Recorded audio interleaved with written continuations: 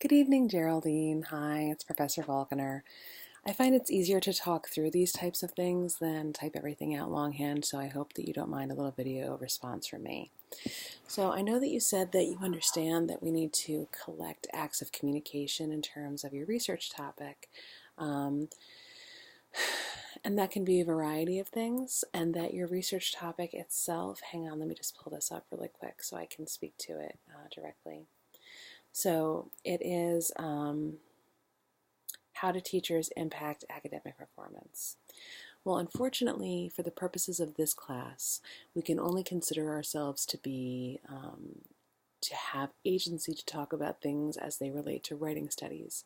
We are not, for the purposes of this class again, we're not education scholars. We're not.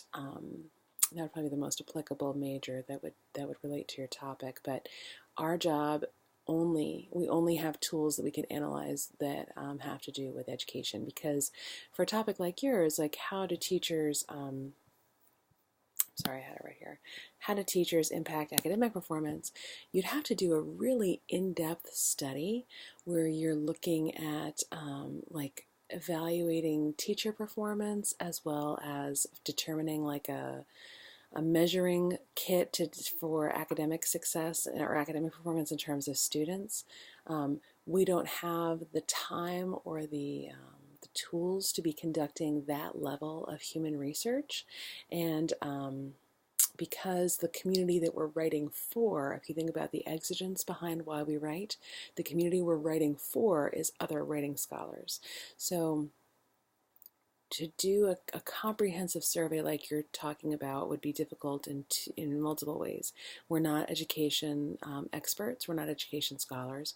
We're writing scholars, so we don't have the educational background and toolkit to be able to claim and make claims about these particular topics, even if you are an education major. And I don't mean to minimize that or trivialize that. I understand if you are, but we have to keep it in terms of what we can do for this class and what tools I have provided you to turn you into a writing studies scholar that you'll be then using to work from for the purposes of this paper. So we're not education scholars. We don't have the time that would be required to do such an intensive and comprehensive type I guess, diagnostic to try to measure performance. And also then there's the issue that we're not qualified to conduct human research for this class. So that's where we're hitting the disconnect between where we can go with what you're working with. So if you wanted to look at the way people communicate about teachers and academic performance, I know there are a variety of public platforms where there are acts of communication taking place that are specifically in response to teachers. I've had students who look at teachers who actually create their own blogs on YouTube. I've had people look at teachers who create just like actual blogs. So I'm sorry, vlogs versus blogs.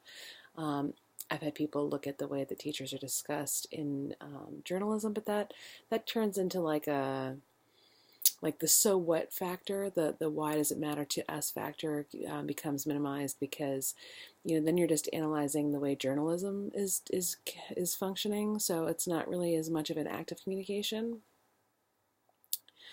But if there is some other type of writing taking place that talks about teachers' influence of academic performance that we could analyze. And when I say writing, I mean an active communication. I like to say active communication because to say writing often brings up the literal idea of words on a page, whereas an active communication can be anything where one person is constructing a message that is to be delivered to, either a group, a discourse community, a community of practice, or just the general public that we can then analyze in terms of what's happening.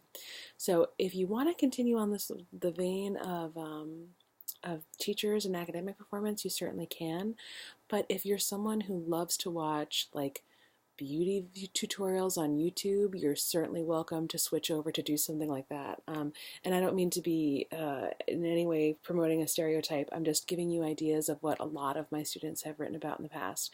I've had a lot of people write about beauty tutorial videos because you have a person who's constructing a message, and you can start to analyze the video in terms of what is that person presenting as a message, both verbally in the words they're using, auditorial, if there's background music, visually, what are they doing in terms of how much face time is on the screen versus how much is the product, how much is the actual application, are they trying to be a personality, are they trying to be a teacher? I've had students write about video game videos on YouTube. I've had people look at Twitch. I've had people look at, I've had someone look at clean beauty on Instagram. I've had someone look at Twitter as a news source.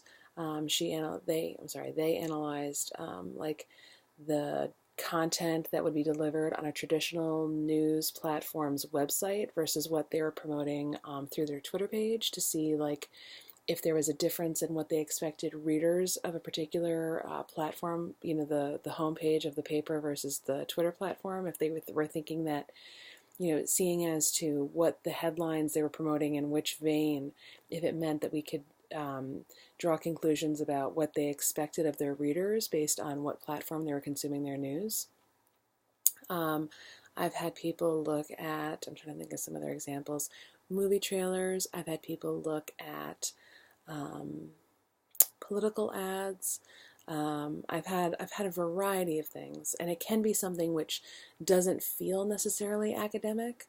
So that's why I think a lot of times everyone wants to jump to projects that are very worthy, but a lot of times way beyond the scope of both our semester and the tools that we have available to us to do those types of analysis. So if you want to try to come up with another idea or something else that you already like looking at, I've had someone analyze Instagram accounts that are trying to promote fostering for animals. I've had people look at PETA on Instagram versus what they're doing on another platform to compare and contrast. Like a group like PETA, like a community of practice or a discourse community, if their message is different depending on the platform that they're delivering their message. So there's a lot of things available to you in terms of like these acts of communication. I'm just trying to come up with some ideas of acts of communication that would specifically be about teachers and academic performance. If you're already engaged in like a subreddit or something like that where you can find that people are talking about this thing, you can certainly look at the way they're communicating, but just make sure that as you start to look at things, we're not qualified to decide if their message is quote unquote good or bad. It's more about how the message is being delivered and the conclusions we can make about both the writer or the communicator or the reader and the otherwise known as the audience. So I hope this gives you some food for thought. Let me know if you have any other questions or I can give you any other feedback. I'm happy to help. It's not too late to change your topic or to move in another direction, but we're reaching the point of the semester at critical mass where basically if you decide you do want to look at something else, like now's the time you have to make these changes so that you're not too far along in the process of writing and having to like redo work. So, okay. I hope that helps. Let me know what other feedback I can give, and I look forward to hearing from you. Thanks so much, Geraldine. I hope you have a good night.